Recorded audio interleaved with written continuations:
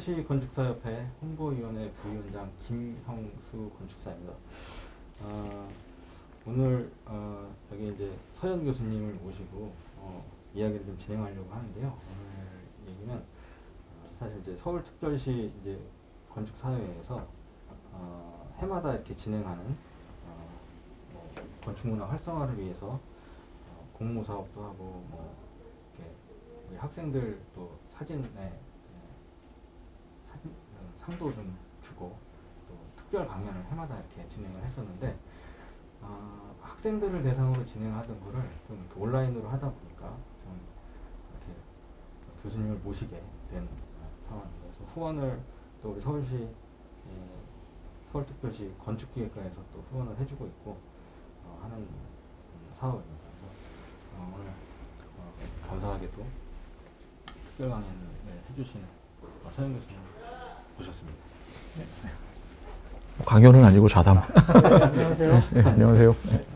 강의 주제는 그 코로나 이후 건축과 도시공간의 변화에 대해서 저희가 한 10가지 정도 질의를 좀 이제 준비를 해왔는데 그 중에서 이제 저희가 한 몇 가지 정도만 추려서 교수님의 의견을 한번 들어보도록 하겠습니다. 첫 번째 이제 질문인데요. 이제 한 10가지가 다 코로나 관련된 질문인데 좀 코로나 때문에 뭐 건축이 어떻게 변했다, 뭐 변할 것이다라는 거는 좀 아니라고 좀 생각을 할 수도 있어요. 근데 저희가 지금 준비한 거는 하여튼 코로나 이후 건축과 도시공간의 변화에 대한 주제이기 때문에 그래도 좀 여쭤보려고 합니다.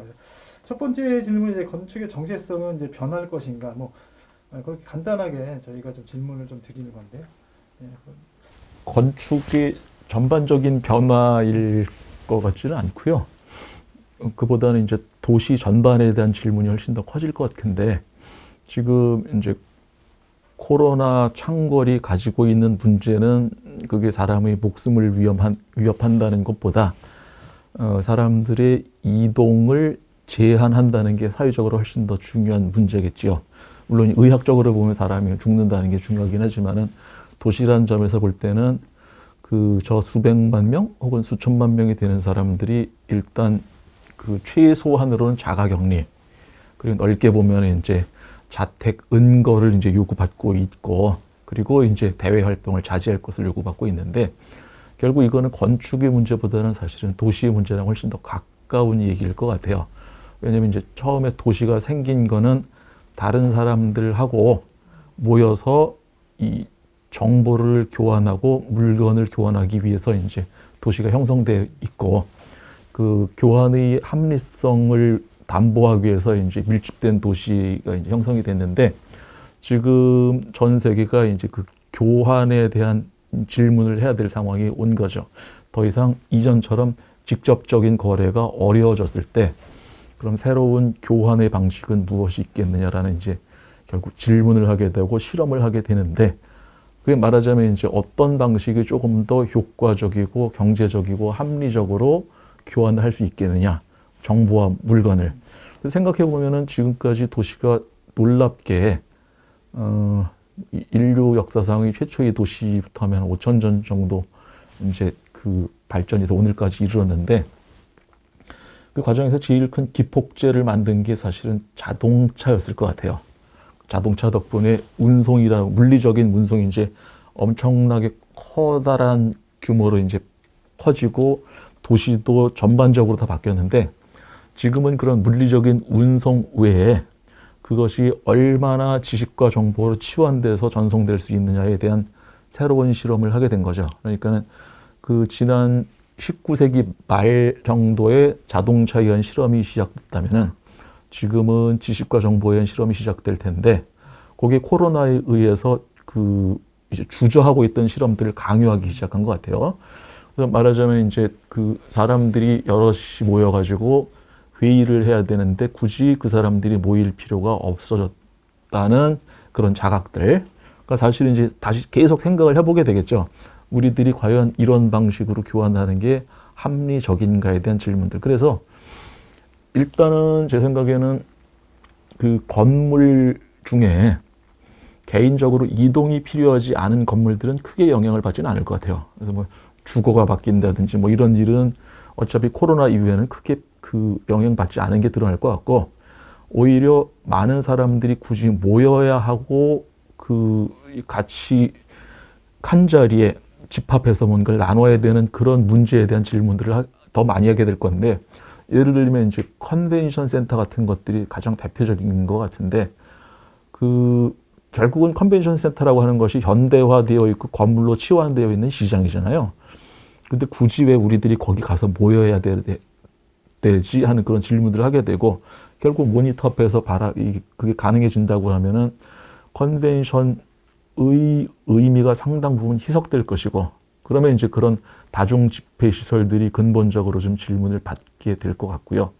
그다음에 유통산업들이 문제가 이제 되는 건 다 알고 있는 사실이고, 말하자면 우리들이 무언가를 사러 갈 때 내가 움직여서 거기까지 가야 되는데, 그냥 나는 그 정보만 전달하면은 전업으로 물건을 배달하는 사람들이 나에게 와서 물건을 전달해주면 훨씬 더 경제적이고 합리적이기 때문에, 그런 유통업은 뭐 전혀 다른 방식으로 발전될 것은 뭐 불을 보듯이 원하는 것이고, 이미 그 모습은 다 그 실험이 되고 있고요. 그래서 제가 볼 때는 코로나가 뭐 그 도시를 엄청나게 바꾼다라는 것보다는 더 중요한 거는 변화의 속도를 훨씬 더 가속시킬 것이다 라는 게 더 맞는 얘기인 것 같습니다. 근데 이제 주변에서 오해할 수 있는 것들이 보면은, 이제 인간들이 오로지 그 물건과 지식의 유통만 공유하기 위해서 만나는 거 아니고, 때에 따라서는 이제 그 어차피 인간이 가지고 있는 속성 중에 하나가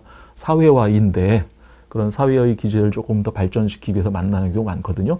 근데 그런 게 이제 대표적으로 이제 학교 같은 것들인데, 뭐 그 일부에서는 이제 미네르바 대학처럼 이제 동영상만 가지고 지식 전달이 충분하면 앞으로 대학의 존재 가치는 무엇이냐라고 질문을 하는데, 실제로 대학의 존재 가치는 사실은 지식 전달보다 훨씬 더 중요한 게 다음 세대의 엘리트들 사이에서 공유의식을 갖게 하는 거예요.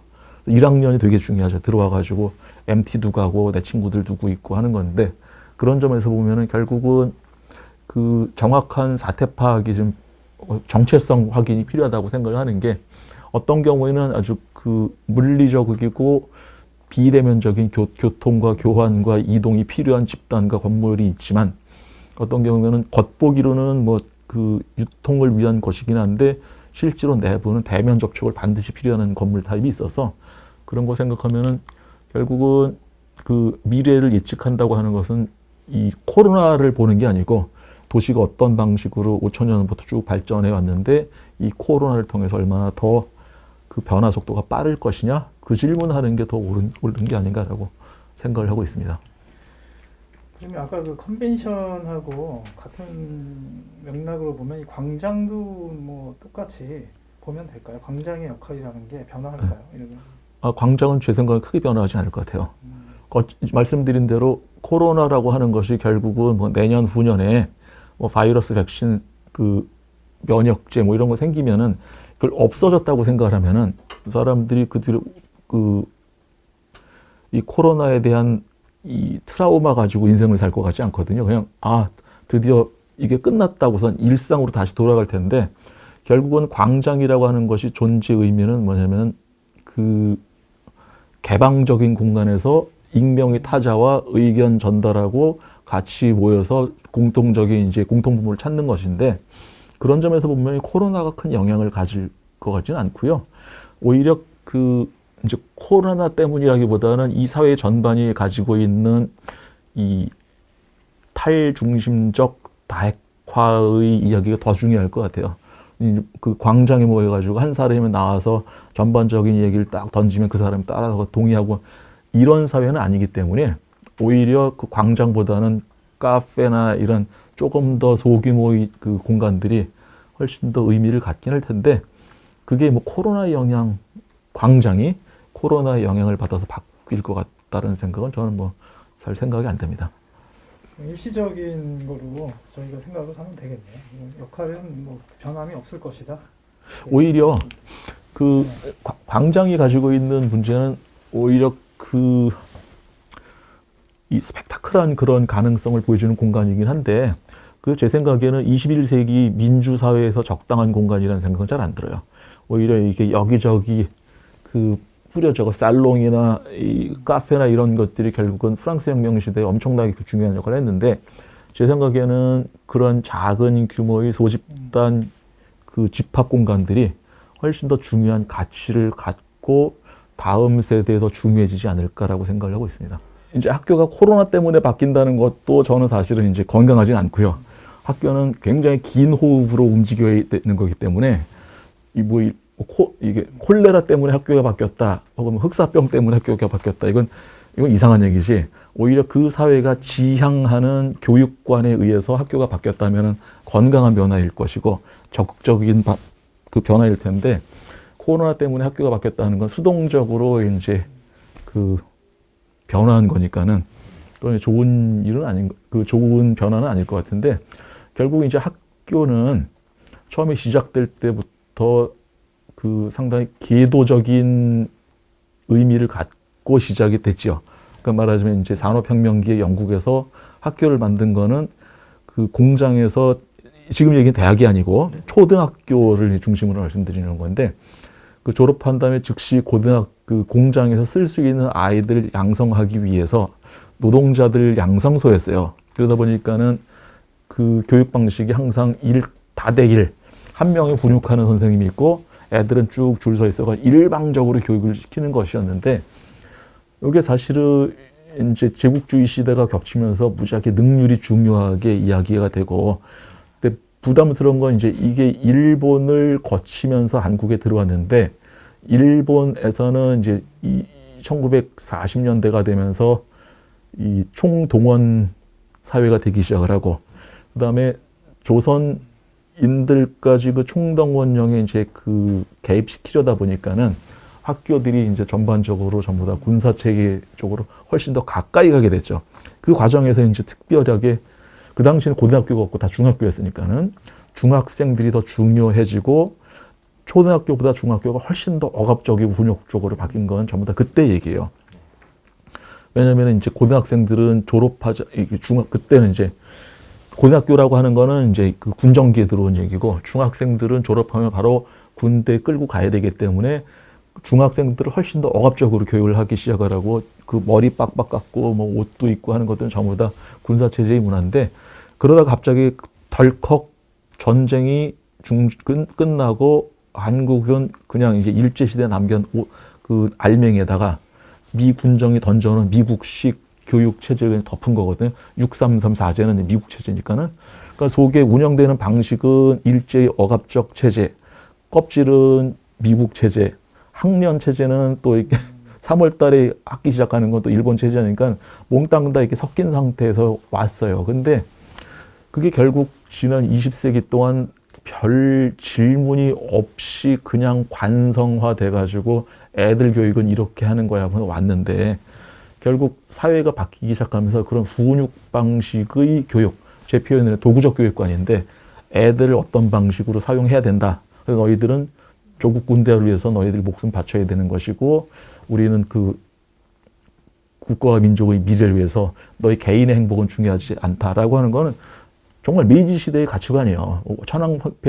천황폐하의 영광을 위해서 너희들 목숨 바쳐야 된다라고 하는 거. 근데 그게 1960년대, 70년대 한국의 이 경제 발전을 엄청나게 이끌었는데, 더 이상은 그런 방식이 총동원적 교육 방식이 다음 세상을 담보하지 않는다 해가지고, 이제 그 7차 교육과정, 8차 교육과정 하면서 조금 더 자유로운 교육을 강조하기 시작했으나, 문제는 선생님들이 이미 그전 시대의 교육이 익숙해진 사람이기 때문에 그게 잘 안 바뀌죠.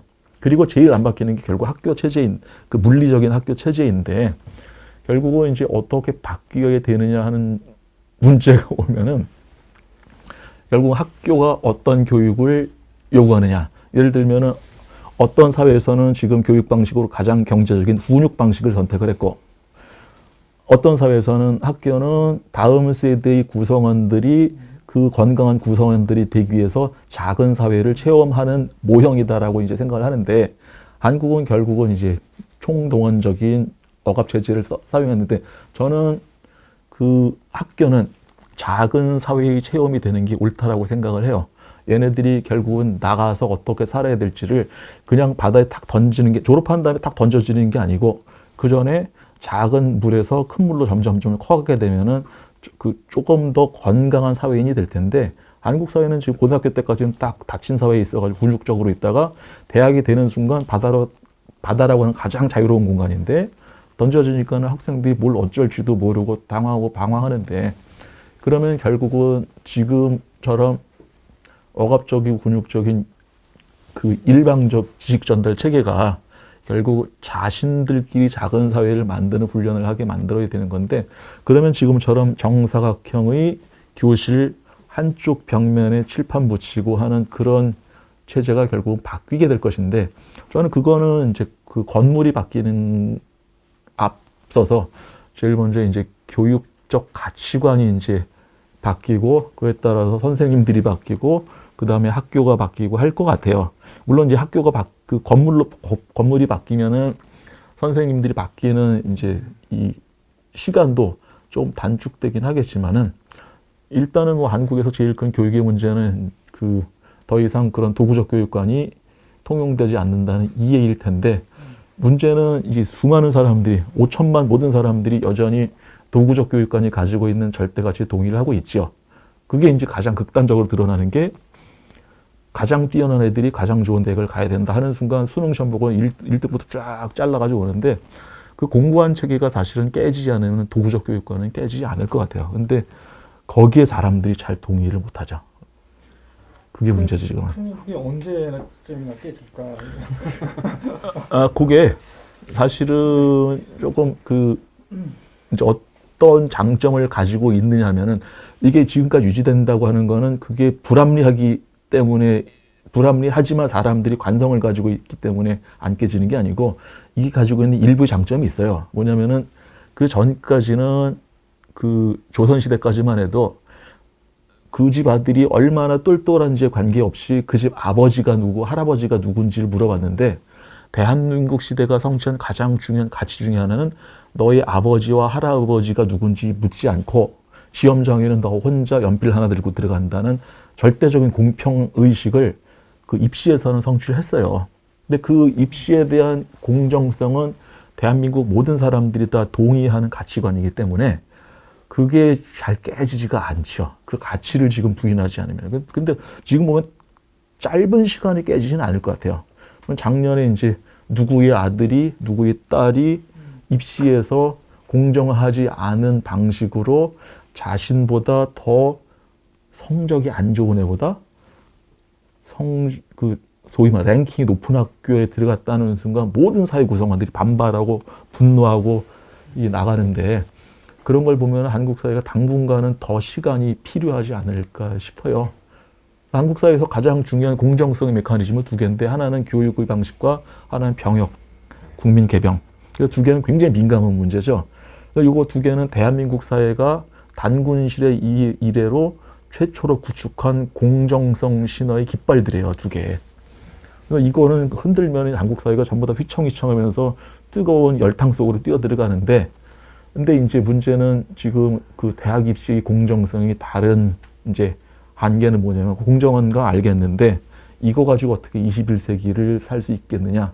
그래서 중간에 이제 타협점을 계속 찾아 나가야 되는 것이고, 그 모습을 보여주는 게 이제 지금은 대학 입시에서 정시 합격률을 40% 하느냐, 30% 하느냐, 요 문제인 것 같아요. 그러니까 정시를 늘리자는 거는 기계적 공정성을 강조하는 사람들이고, 수시를 늘리자는 사람들은 이제 소위 말하는 신자유주의 애들 입장이었는데, 그게 뭐 성적이 중요한 게 아니고 애들 뭐 맞는 게 중요한 뭐 이런 입장이라서, 결국은 이제 그 대한민국의 교육을 움켜쥐고 있는 거는 입시 문제이고, 이게 줄줄이 내려가가지고 초등학교까지 움직이고 있는데, 뭐 이게 누구를 움직여서 풀 수 있는지 간단하면 대통령도 금방 움직이겠는데 아무도 못 풀잖아요. 5천만 명이들이 전부 다 가치관을 공유하는 게 아니니까는. 이게 대한민국은 엄청나게 거대한 항공모함이 이래가지고 천천히 움직일 거예요, 아마. 근데 적어도 방향은 이제 우리들이 북극성이 어디 있는지 알고 있어야 되는 거니까는. 근데 그 방향은 공유한다는 것인데, 결국 말씀하신 이제 학교가 어떻게 바뀌느냐에 대해서는 이제 적어도 초등학교에서는 그런 그 도구적 교육관, 그건 좀 탈피해도 될 때가 됐다라고 생각을 하고 조금 더 자유로운 공간 배치, 좀 개방적인 교육이 가능한 교실은 결국은 건축가들이 계속 실험해서 보여주는 게 맞지 않나 싶어요. 이 전제는 이거죠. 사회는 변화한다는 게 이제 전제죠. 그리고 이 사회가 변화한다는 거는 경험적으로 알고 있고 역사책 읽으면 다 이게 드러나는 사실인데 문제는 건물은 한번 지어놓으면 그게 물리적인 구조물이기 때문에 사회가 바뀌는 것만큼 그렇게 유연하게 바뀌지 않는다는 게 문제죠. 저는 이거를 이제 건축의 그 모순적 숙명이라고 표현을 하는데 뭐냐면은 사회는 변하는데 거기에 맞춰서 건물을 만들었는데 이게 안 변해요. 그러면 여기 들어가서 잘 맞던 사회와 건축 사이의 이 교합이 시대가 바뀌면서 사회가 변하면 결국은 부정교합으로 바뀌게 되죠.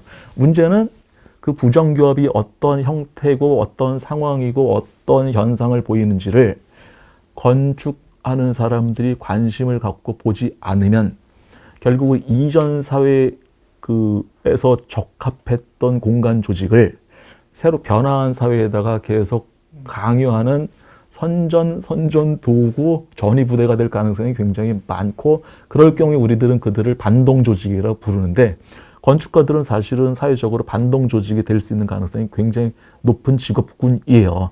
왜냐하면은 계속 해왔던 방식이 제일 편하기 때문에. 그래서 제 생각에는 건축가들이 사회에 대응하고 반응하는 것은 뭐냐면은 이 사회가 어떻게 바뀌어 왔고 그리고 어떤 사회가 조금 더 건강할지에 대한 공간적인 대안을 만들어야 되는데 그 만들어낸 사람들이 결국은 20세기 초반에 가장 극명하게 부각되었고요. 지금은 사실은 이제 그런 사회적인 뭐 그 정의나 분배의 문제보다 새로운 산업이 얼마나 새로운 건축을 만들 것인가에 대한 관심이 더 커진 사회는 돼요. 그러니까 지금 화두는 사회 공정성보다는 컴퓨터가 만드는 새로운 세상에 대한 관심이 더 크죠. 건축도 마찬가지긴 한데 그럼에도 불구하고 이 사회가 어떻게 바뀔 것이고 그에 따라서 사회와 공간 간의 부정교합이 무엇인지를 드러내는 역할, 그거에 대한 관심, 그건 뭐 예나 지금이나 변함없이 예라고 해봐요. 결국 20세기 이후의 건축가의 모습인데 여전히 모습일 것 같아요. 그래서 뭐 반응한다? 반응해야죠. 근데 그게 이제 공간 조직으로 드러내죠. 적응하는 건. 이 정보통신의 변화라고 하는 것 그 전에 일단은 이제 TV가 아주 엄청난 이 변화를 이끌었는데 TV가 등장하면서 그 가치가 갑자기 확 떨어진 게 창문이에요. 이 창문이 결국은 바깥 세상이 어떻게 돌아다니는지를 설명해주는 중요한 이 연결로였는데 TV가 오는 순간 이게 수천만 개의 창문이 갑자기 집안으로 확 들어왔죠.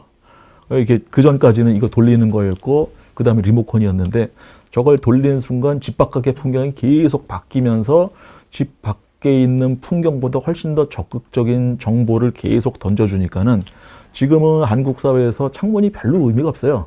그 창문이라고 하는 건 그냥 바람 들어온다 뭐 이 정도고 실제로 그 역할을 훨씬 더 잘 수행하는 게 이제 TV였는데 그 전까지는 잠깐 라디오 시가 있었어요. 라디오 시가 길지가 않아요. 이게 한 20년밖에 안 돼요. 근데 20년 동안 라디오가 있을 때는 이게 고귀한 물건이기 때문에 라디오도 이 커다란 이만한 이 진공관 라디오들이었고 그게 한국에서도 상당 부분 이제 사용이 됐는데 라디오가 켜지는 순간 사람들이 라디오 주위에 이렇게 동그랗게 앉아 있다가 TV가 등장하면서 TV는 일방향으로 봐야 되는 거니까는 이렇게 동그랗게 앉은 사람들이 펴져가지고 반대쪽에 앉기 시작을 했고 지금은 이제 TV가 가지고 있는 절대 권력이 상실되기 시작을 했죠. 모니터가 TV의 이미지를 갖고 오기 시작하고 핸드폰이 갖고 오기 시작하면서 이제 TV 독점 권력이 사라졌는데 그 얘기는 결국은 거실이 독점 권력도 이제 사라질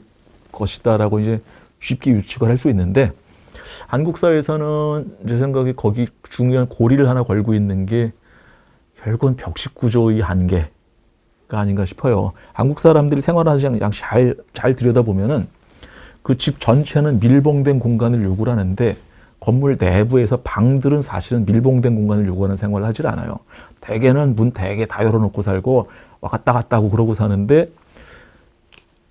이게 이제 지난 이 아파트가 들어온 시대가 1970년대, 80년대가 이제 그때 이제 TV가 드디어 사회를 장악하기 시작하는 시대인데 그러면서 벽들이 중요한 것처럼 이제 이야기가 됐고 구분이 중요한 것처럼 얘기가 됐고 요게 이제 층고 제한이랑 맞물리면서 벽식 구조가 자리를 잡았는데 제 생각에는 이제 한국 주거에서 저런 벽으로 밀봉되어 있는 방들이 조합으로서의 주거는 별로 의미가 없을 것 같고 그 과정에서 거실이 가지고 있는 저 독점 권력도 아마 해체되지 않을까라고 생각을 하고 있긴 해요. 근데 이제 문제는 그런 내부의 그런 문제보다 결국은 이제 밀봉된 결국 10번 문제 10번으로 이제 쭉 넘어가면 될 것 같은데 결국은 한국의 아파트 그 밀봉된 사회에서 있던 사람들이 갑자기 이제 막 짜증내기 시작하는 게 뭐냐면은 비 오는데 빗소리도 못 듣겠고 마당에 있는 데서 나가서 살고 싶고 쿵쿵거리는 소리도 안 듣고 싶고 해가지고 결국 단독주택 단지로 이제 나가기 시작을 했죠. 그게 무슨 그 분당, 파주, 뭐 정발산 이런 데 있다가 판교까지 갔는데 근데 뭐 다 아시겠지만 가서 보면은 결국은 사는 방식은 마당에 있는 아파트랑 똑같아요. 밖에 있는 사람들이랑 알 필요 없고 마당은 우리끼리만 사용해야 되는 그 폐쇄된 공간이고 밀봉된 공간이고 그러다 보니까는 아파트가 가지고 있는 가장 큰 장점으로 얘기하는 게 이제 이 매니지먼트, 집 관리, 소비가 굉장히 쉽다는 건데 나가서 봤더니 마당에 있는 거는 알겠는데 집을 관리하는 거 어렵고 외부에 있는 사람의 시선으로부터 자유롭지 않고 하다 보니까는 결국 이것도 답이 아니다라고 이제 슬슬 느끼기 시작하는 것 같아요. 그러면 이제 결국은 두 개를 조합하는 조합, 배합하는 일만 남은 것 같은데 저는 그래서 그 마당이 조립되어 있는 아파트가 이제 첫 번째로 다음 세대에서 이제 요구하는 아파트가 아닌가 싶고요. 그리고 그거는 사실은 지금 그 세종시에 가보니까 슬슬 이제 실험이 되고 있더라고요. 그게 이제 첫 번째 변화의 모습일 것 같고, 두 번째는 다 아시는 것처럼 가족 구성원들이 점점 이제 이게 구성원들이 수가 줄어들기 시작하죠. 뭐 1950년대에는 8인 가족, 9인 이랬었는데 이게 70년대가 되면서 4인 가족이 일반화되기 시작하고 지금은 이제 3인 가족의 시대고 곧 이제 많은 경우에 1인 가족인데 1인 가족은 단지 가족 구성원들이 적어졌다는 게 아니고 그 아파트를 사용하는 사람들이 정체성이 부각돼야 된다는 이야기인데 인간 정체성을 규정하는 제일 첫 번째 단추가 그가 남자냐 여자예요. 우리들 사람 딱 보면 제일 먼저 들어오는 정보가 여자냐 남자냐인데 한국의 아파트는 가족을 전제로 하고 있기 때문에 중성 공간이에요. 여기는 남자 여자 없어요. 화장실도 이 남녀가 없죠. 밖에 나가면 남녀 구분을 굉장히 중요하게 따지는데 화장실에서 집에 들어오면은 모든 공간이 다 중성화되기 시작을 하죠. 근데 이게 이제 그 아파트의 소유가 개인화되기 시작하면은 그 소유자가 남자인가 여자인가 굉장히 중요해질 것이고 그 제가 조사를 열심히 해봤더니 결국은 남녀가 요구하는 공간 조직이 달라요. 특히 젊은 여자들은 엄청나게 다른 공간을 요구를 하고 있어요. 이 사회적으로 성취한 사람들이라도 물리적으로는 이제 폭력에 굉장히 노출되기 쉬운 여자들이기 때문에 가장 두려워하는 공간 지하 주차장, 혹은 엘리베이터, 혹은 세탁할 때 자신들이 세탁소에 기어이 가야 된다는 이 어려운 이런 문제들은 그 근심과 걱정이 굉장히 많은데 지금 아파트는 중성 공간이다 보니까는 그러한 문제에 대한 관심과 해결을 만들지 못하고 있죠. 제 생각에는 개인 가족 시대가 되면 아마 그러한 경영학에서는 이제 젠더 세그멘테이션이라고 그럴 텐데 그런 그 성적 구분에 따른 공간 분화가 아마 곧 요구되지 않을까 싶고 그런 단서들은 보면 독서실이나 뭐 찜질방에 이런 데 벌써 보이기 시작을 했고요. 제 생각은 결국은 우리 주거에서도 그런 요구가 부각되지 않을까라고 저는 생각을 하고 있습니다. 주거시설도 남녀가 화장실이 나눠질 수도 있다는 말씀이군요. 주거시설에서 화장실 나뉘어질 것 같지는 않고요. 주거 자체가 나뉘어지겠죠. 10가지 저희가 질문 다 드린 거고 지금 의견은 다 저희가 듣긴 했습니다. 예. 오늘 그 사실 강의 주제는 저희 마음대로 정해서 뭐 이제 적당히 얘기하는 거죠, 말씀을 뭐. 드렸는데 키워드니까. 네, 코로나 이후 건축과 도시공간의 변화라는 주제를 가지고 서울대학교 건축학과 서영 교수님하고 얘기를 나눠봤습니다. 재미있게 좀 진행이 되었으면 하는 바람이었는데 잘 됐는지 잘 모르겠습니다. 근데, 이후에 또 좀 더 이렇게 교수님이 하고 싶으신 얘기를 가지고 또 한번 됐으면 좋겠습니다. 저희 말입니다. 네, 이제 좀 이렇게 편안하게 좀 진행을 했으면 좋겠는데 아무래도 이게 좀 그렇게 편안하진 않은. 네? 제 편안했어요. 네, 수고하셨습니다. 네, 수고하셨습니다. 네. 수고하셨습니다.